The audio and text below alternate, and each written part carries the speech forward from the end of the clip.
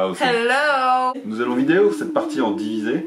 Non, on va la refaire, tu ça, je savais pas que ça filmait en fait. Alors, petite vidéo sur les comptes interdits. Cette vidéo sera divisée en deux. Nos favoris et nos détestations. Ceux que nous avons conchiés. Ça se dit Conchier? Conchiés. C'est que nous avons conchié. Parce que le problème avec les comptes interdits, c'est que on tombe sur de très bons crus et puis malheureusement certains sont du vinaigre. Hein. Voilà. Oh. Non, j'exagère. Nous avons quelques lectures qui sont mitigées, mais bon, vous savez très bien pour ceux qui connaissent les contes interdits que c'est vraiment tout l'un tout l'autre. Pour ceux qui découvrent, les contes interdits, ce sont des réécritures de contes qui ont été donc amenés par un collectif d'auteurs. Le premier auteur à avoir écrit est Simon Rousseau. Ce sont des réécritures bien sûr horrifiques. Assez sombre, assez trash pour la plupart, pour des lecteurs avertis, c'est pas pour offrir à quelqu'un qui a 12-13 ans, pas du tout, c'est très souvent pour plus de 18 ans. Ouais, c'est souvent marqué dessus de toute façon, public averti, des fois moins de 18 directement. On peut très bien confondre ces livres-là avec les réécritures qui sont faites en ce moment, les Twisted Tales. Ouais, mais c'est pas pareil. Ouais, mais on veut dire c'est dans la même vibe, Oui, d'accord, ça devient un petit peu à la mode de réécrire des contes et puis même de les réinterpréter, tu vois. Donc c'est pas du tout dans ce gabarit-là. Ce sont des livres d'horreur et de livres gore, hein, très trash. Voilà, donc commençons de suite. Commençons par le commencement. Par nos favoris. À l'attaque. Peter Pan et La Belle et la Bête. Alors on les présente ensemble parce qu'ils ont un lien entre eux. Déjà c'est le même auteur. C'est le même auteur. Donc Simon Rousseau, celui qui a été porteur de ce projet. Voilà. Peter Pan, c'est le premier conte interdit que j'ai pu lire. Et ce fut mon coup de cœur. Et ça reste mon coup de cœur même après ce que j'ai lu. Je trouve que les correspondances sont excellentes. Là on va suivre un policier en perdition qui a la main...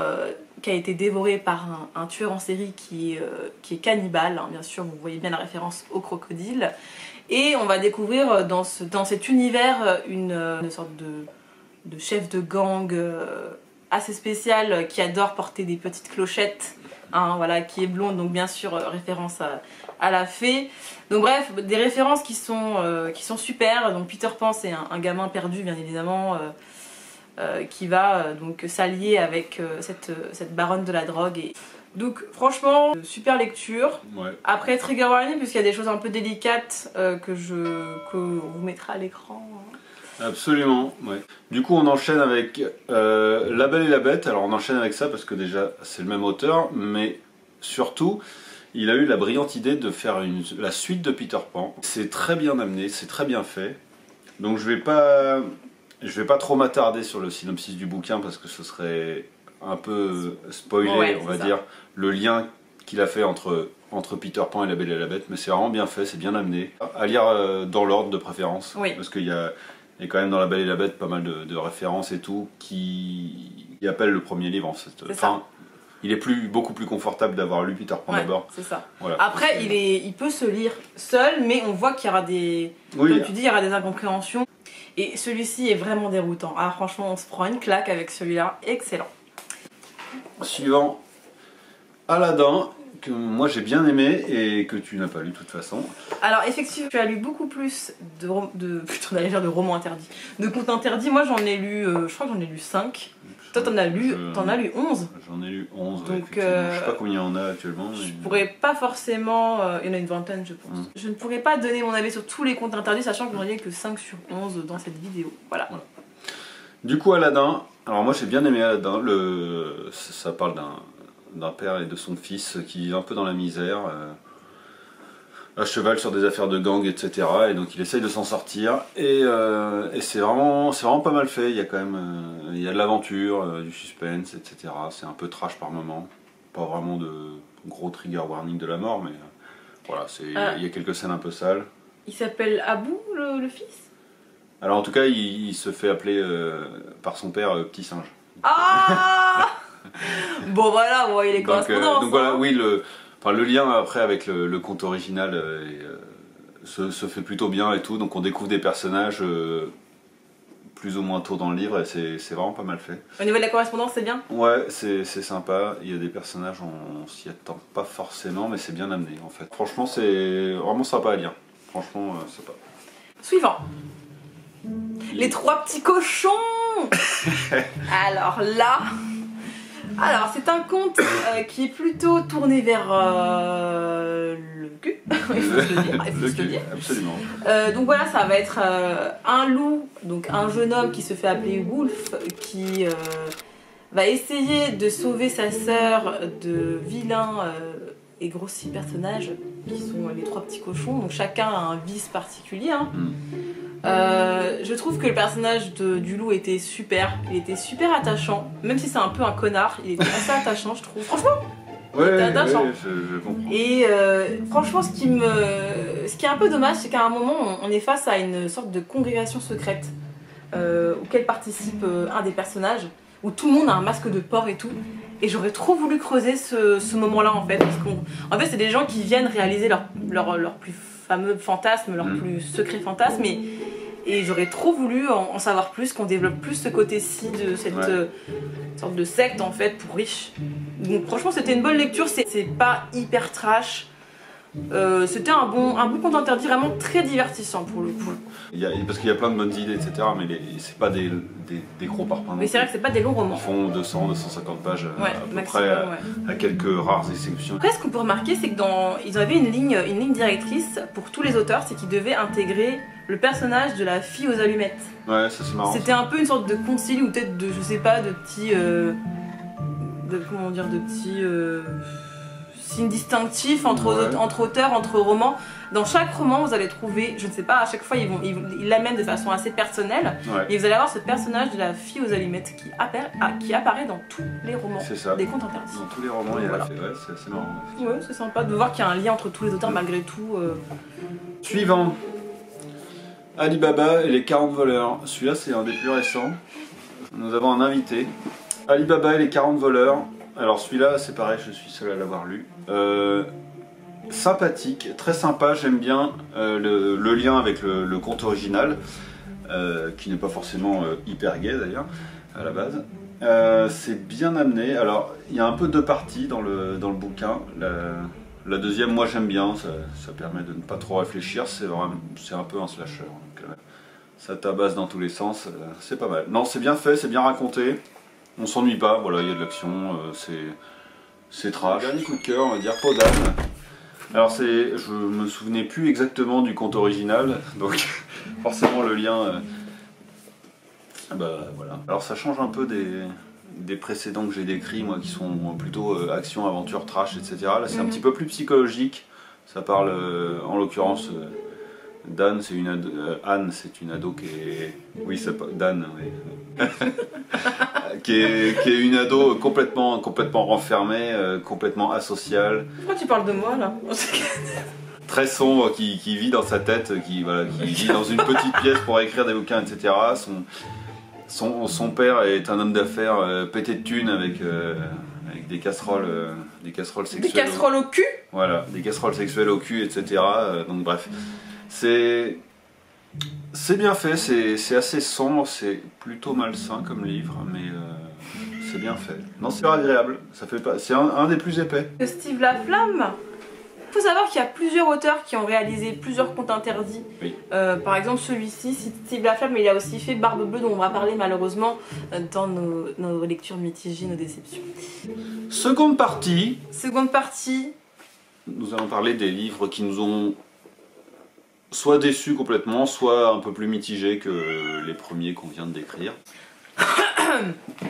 Barbe Bleue. Non, nous allons parler de Cendrillon d'abord. Non, ah oui, Cendrillon. Nous allons parler de Cendrillon. Cendrillon. Aïe aïe aïe. C'était... On l'a pas avec nous, il y en a certains qu'on a revendus. C'était ma première déception. Franchement, j'avais entendu que du bien de Cendrillon, que c'était trop bien et tout. Alors à la base, il faut dire que je suis pas très fan du conte original, mais je me suis dit on va se laisser temps. Très souvent, tu choisis tes contes interdits en lien avec les contes que t'as aimés quand même, tu vois, un minimum. Donc là, franchement, c'était grave badant. Cette lecture, alors au début ça commençait super bien, franchement j'étais grave excitée. Cendrillon, donc forcément comme dans le conte, qui vit avec sa belle-mère et ses 2 demi-sœurs qui n'arrêtent pas de la harceler, de la torturer, etc. psychologiquement. ils sont propriétaires d'une maison funèbre, d'où le lien avec les cendres, parce qu'en fait elle dort avec les cadavres, en fait elle dort avec les cendres, elle dort dans le lieu où on prépare les cadavres. Donc elle est dans le crématorium. C'est ça, donc elle est toujours remplie de cendres, etc.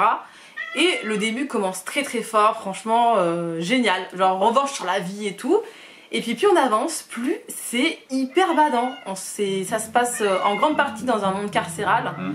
Et c'était vraiment trop triste, franchement. C'est que du malheur, sur du malheur, ouais. Sur du malheur, c'est vraiment plombant comme lecture. Bref, lecture hyper badante, j'ai pas aimé. Ah, ça m'a pas transporté non plus que ça. Ouais. Alors Hansel et Gretel, c'est pareil, on l'a pas physiquement avec nous, on l'a fourgué.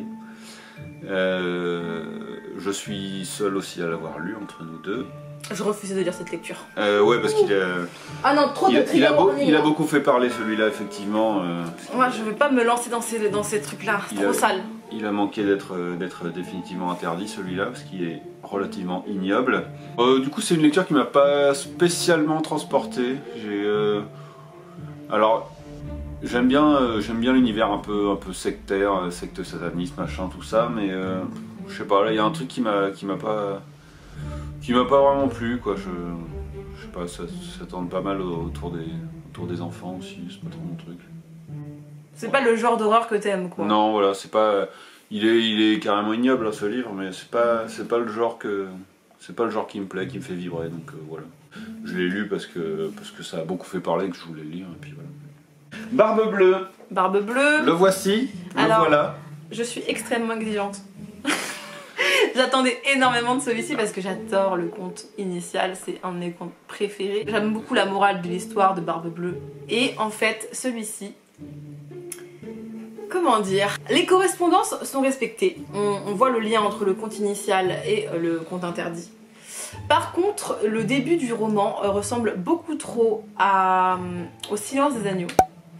La relation entre Hannibal et Clarisse est beaucoup trop similaire entre Barbe bleue et je ne sais plus qui là, une journaliste là. Bref, le personnage féminin principal.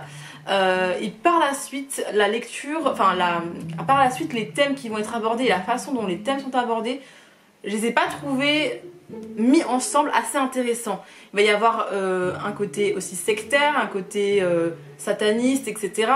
Les sujets ne m'ont pas enclenché une curiosité et une envie palpitante de continuer l'histoire. À la fin, j'étais vraiment limite blasée parce que je me suis demandé mais dans quoi je me suis embarquée. Entre une ressemblance beaucoup trop forte entre le roman de Thomas Harris et un truc qui part en cacahuète là ou je sais pas quoi, enfin je sais pas, j'ai pas aimé le personnage principal aussi. Barbe bleue finalement il perd en charme au fur et à mesure de la lecture aussi. Absolument. Bref voilà, je ne sais pas. Voilà. Bah après, comme tu l'as dit au début, t'étais particulièrement exigeante aussi avec ce conte. Oui, c'était un petit peu trop pointilleuse peut-être parce qu'il faut aussi savoir que les contes interdits ça reste un divertissement. Suivant, on l'a pas physiquement non plus, c'est le livre de la jungle. Oui c'est ça, et c'est l'avant-dernier. Et après c'est terminé. Absolument. Hein. C'est terminé. C'est l'avant-dernier qu'on va présenter et c'est le tout premier que j'ai lu moi. J'ai commencé les contes interdits avec le livre de la jungle.